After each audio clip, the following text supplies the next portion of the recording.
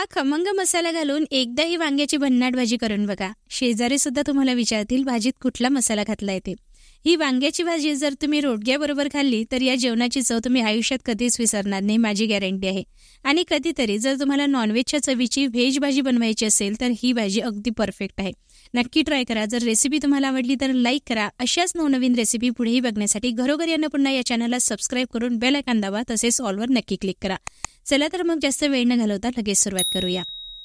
तर वांग्याची भाजी बनवण्यासाठी इथे मी रेषेदार आणि जांभळ्या रंगाची जी वांगी येतात त्याचा वापर करते आहे. तुम्ही पोपटी रंगाची जी वांगी येतात त्याचाही वापर करू शकता. वांगी चिरल्यानंतर पाण्यात ठेवायची म्हणजे काळी पडणार नाही. सर्व वांगी इथे चिरून तयार झालेली आहे. आता इथे आपल्याला एक मोठ्या आकाराचा कांदा लागणार आहे. तर हा कांदा मी डायरेक्ट फ्लेमवर अख्खाच भाजून घेणार आहे. तुम्हाला जर याला डायरेक्ट फ्लेमवर नसेल भाजायचं तर कांद्याला तुम्ही चिरून घेऊ शकता आणि थोडं तेल घालून कढईमध्ये भाजून घेऊ शकता. पण इथे मी कांदा सोलून डायरेक्ट फ्लेमवर भाजून घेते आहे. यामुळे भाजीला एक छान स्मोकी फ्लेवर येतो. तर याला थोडा काळपट रंग येईपर्यंत आपल्याला भाजून घ्यायचं आहे. बघू शकता तुम्ही कांदा भाजून तयार झालेला आहे. बरेच जणांना कांदा डायरेक्ट फ्लेमवर भाजणं कम्फर्टेबल वाटत नाही, तर तुम्ही कढईमध्ये भाजून घ्या. आता इथे आपल्याला मसाला तयार करायचा आहे. तर इथे मी 4 मोठे चमचे अख्खा धना घेतलेला आहे. काही खडे मसाले इथे मी घेते आहे. 1 तेजपान घेतलेला आहे, लवंग वेलची घेतलेली आहे, कलमी घेतलेली आहे आणि मिरी घेतलेली आहे. तेजपान मी बाजूला ठेवलेला आहे, तो आपण डायरेक्टली भाजीमध्ये घालणार आहोत.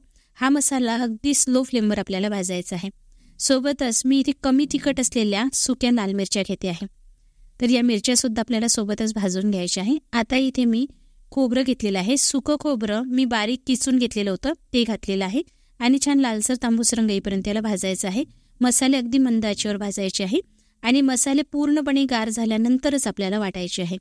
तर आता वाटण्यासाठी मी मिक्सरच्या जारमध्ये घातलेला आहे आणि याला आपल्याला छान फाईन पावडर होईपर्यंत वाटून घ्यायचं आहे. तर इथे बघू शकता मसाला तयार झालेला आहे. तर याचं टेक्स्चर जे आहे ना गडेदार असायला पाहिजे. ओलसर टेक्स्चर येईपर्यंत याला आपल्याला वाटायचं आहे, तेव्हाच या मसाल्याचा फ्लेवर छान येतो. मसाला इथे तयार झालेला आहे. हा मसाला तुम्ही नॉनव्हेजच्या भाजीमध्ये सुद्धा वापरू शकता. अतिशय चविष्ट भाजी बनते.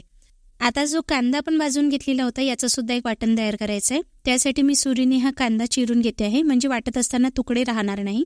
सोबतच 1 मुठी कोथिंबीर घातलेली आहे, लसण आल्याची पेस्ट घातलेली आहे. तुम्ही वेगवेगळं लसण आणि आलं घालू शकता. 1 चमचा जिरे घालून याची फाईन पेस्ट होईपर्यंत वाटून घ्यायचं आहे. पेस्ट इथे तयार झालेली आहे. आपले दोन्हीही मसाले वाटून तयार झालेले आहे. मसालाही झालेला आहे आणि कांदा लसण आल्याची पेस्ट सुद्धा तयार झालेली आहे. आता फोडणी तयार करूया. यासाठी कढईमध्ये मी तेल घातलेलं आहे. तर यामध्ये तेल थोडं जास्त घातलं जातं. ही भाजी चमचमीत बनवल्या जाते, तरीही तेल तुम्ही तुमच्या आवडीनुसार घालू शकता. तेल नीट गरम झालं की मोहरी, जिरे आणि तेजपान घालायचं आहे. कांद्याची जी पेस्ट आपण तयार केलेली होती ती परतून घ्यायची आहे. तर गॅसची फ्लेम परतत असताना अगदी लो ठेवायची आहे आणि लो फ्लेमवरच आपल्याला छान मंद आचेवर ही पेस्ट परतवायची आहे. जेव्हा आपण ही पेस्ट परतवू तेव्हा छान मंद असा सुगंध यायला लागतो. यामध्ये आता सुके मसाले मी घातलेले आहे. 2 चमचे लाल तिखट घातलेलं आहे. झणझणीत बनवायची असेल तर जास्त लाल तिखट तुम्ही घालू शकता. अर्धा चमचा हळद घातलेली आहे आणि 2 मोठे चमचे काश्मीरी लाल मिरची पावडर घातलेली आहे. यामुळे भाजीला रंग छान येतो. मसाले आपल्याला अगदी मंद आचेवर 2 ते 3 मिनिटासाठी परतायचे आहे आणि मसाले जळणार नाही याची काळजी घ्यायची. मसाले जर जळले तर भाजीला कडवट चव येऊ शकते. आता इथे मी अर्धा कप कळकळीत गरम असलेलं पाणी घातलेलं आहे. यामुळे भाजीला चवही छान येते आणि रंगही खूप सुंदर येतो. आता सर्वात शेवटी मी खोबरं आणि खड्या मसाल्याचा मसाला घातलेला आहे, जो आपण तयार करून घेतलेला होता. हा मसाला सर्वात शेवटी घालायचा, म्हणजे पाणी घातल्यानंतर घालायचा, कारण मसाला आपण ऑलरेडी भाजून घेतलेला होता. जास्त वेळ जर परतला तर कळवट होऊ शकतो. यामध्ये परत मी अर्धा कप करून पाणी घालते आहे. आपल्याला थोडं थोडं करूनच पाणी घालायचं आहे. याला छान कडेने तेल सुटे द्यायचं, म्हणजे मसाले व्यवस्थित शिजल्या जातात. तुम्ही जर भरपूर पाणी यामध्ये घातलं तर मसाले नीट शिजल्या जात नाही. आता यामध्ये आपल्याला चवीनुसार मीठही घालायचं आहे. एकदा मिक्स करायचं आणि यामध्ये आता वांग्याच्या फोडी घालायची आहे. तर आज जी वांग्याची भाजी आपण बनवलेली आहे ही विदर्भामध्ये रोडग्याबरोबर खाण्यासाठी बनवल्या जाते आणि अगदी नॉनव्हेजच्या चवीची ही भाजी बनवल्या जाते. खूप झणझणीत असते आणि अतिशय चविष्ट लागते. जर तुम्हाला फक्त वांग्याची भाजी खाणे आवडत नसेल तर तुम्ही यामध्ये बटाटे सुद्धा घालू शकता, पण जी ओरिजिनल रेसिपी आहे त्यामध्ये बटाटे किंवा टोमॅटो काहीही घातल्या जाते. ही भाजी अशीच झणझणीत बनवल्या जाते. आता गॅसची फ्लेम मी लो केलेली आहे. यामध्ये थोडं पाणी सुद्धा घातलेलं होतं आणि झाकण ठेवून वांगी सॉफ्ट होईपर्यंत आपल्याला शिजवून घ्यायची आहे. 5 ते 10 मिनिटांसाठी मंद आचेवर मी वांगी शिजवून घेतलेली होती, पण अजूनही वांगी पूर्णपणे शिजायची आहे. मी मध्ये कोथिंबीर घातलेली आहे, म्हणजे भाजीमध्ये फ्लेवर खूप छान येतो. आणि 15 ते 20 मिनिट अगदी मंद आचेवर भाजी आपल्याला शिजवून घ्यायची आहे.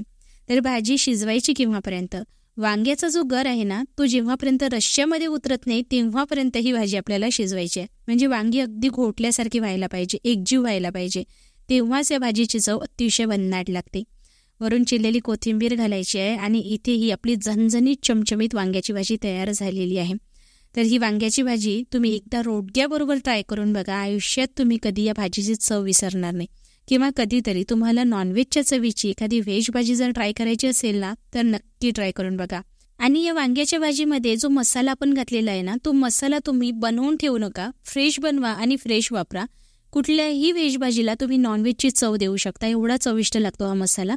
किंवा कुठल्याही नॉनव्हेजच्या भाजीमध्ये सुद्धा तुम्ही तो मसाला वापरू शकता, अतिशय भन्नाट भाजी तयार होऊ शकते.